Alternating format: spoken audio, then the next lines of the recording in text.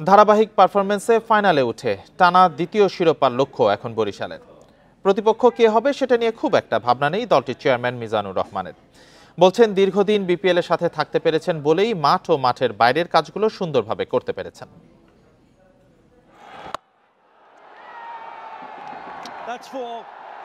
বিপিএলে ফরচুন বরিশাল বড় নাম।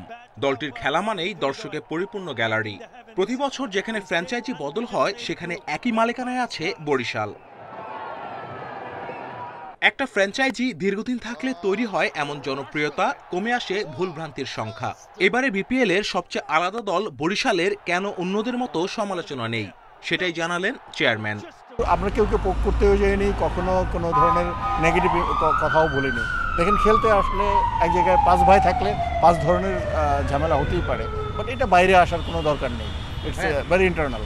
আমরা আসলে করতে করতে অভ্যস্ত হয়ে গেছি, তো এই জন্য ইট ইজ আপনার কাছে মনে হচ্ছে যে আমরা পারফেক্ট। আমাদেরও অনেক ভুল আছে, মানুষ মাত্রই ভুল আছে। সবশেষ 4 আসরে 3টাতেই ফাইনালে বরিশাল, একটাতে হার একটাতে জয়। এবার কি অপেক্ষা করছে? তাছাড়া নিশ্চিত হয়নি প্রতিপক্ষও। 7টা দল হয়েছে, আপনি কি কোনো দলকে খাটো করে দেখতে পারবেন? সো আমি কোনোটাকে রিলিফ বলে মনে করি না।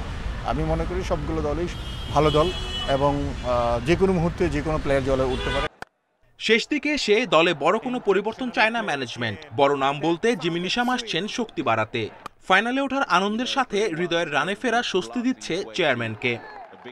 দেখেন, ভালো ব্যাটসম্যান একদিন না একদিন রান পাবে। আল্লাহ যদি সহায় হয় তাহলে আমরা ওই দিকেই হাঁটছিলাম, হয়তো হতেও পারে। বাট বাংলাদেশের ইনফ্রাস্ট্রাকচার এখনও কিন্তু আইপিএলের ধারে কাছেও নেই। সো আমি ওই চিন্তা করলে হবে না, বাট আমরা আমাদের সর্বোচ্চটা দেওয়ার চেষ্টা করছি।